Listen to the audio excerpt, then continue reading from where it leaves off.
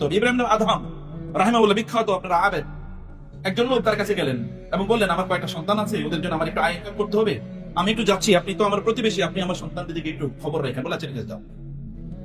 তিনি গিয়ে একটু সামনে গেলেন, যাওয়ার পরে দেখলেন যে একটা অন্ধ পাখি তার বাচ্চাদেরকে নিয়ে ওইখানে মানে পাখির বাসায় পাখি বসে আছে, আরেকটা পাখি এনে খাবার ওই বাচ্চাগুলোকে খাওয়াচ্ছে, এই অন্ধ পাখিরও খাওয়াচ্ছে।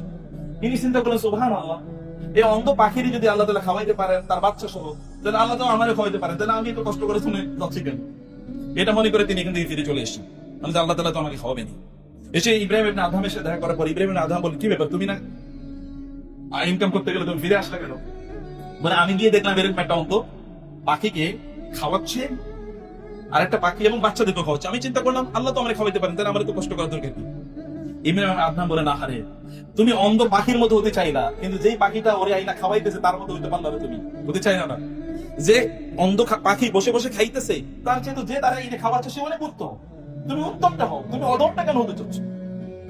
তুমি উত্তম, তুমি অন্ধ হতে চাও, যে তুমি অন্ধ এই কারণে তোমাকে আল্লাহ খাওয়াবেন, এই কারণে তুমি আল্লাহ তোমাকে খাওয়াবেন, তোমার চেষ্টা করতে হবে। তুমি যাও, কষ্ট করো, কাজ করো, তোমাকে কাজ করতে হবে।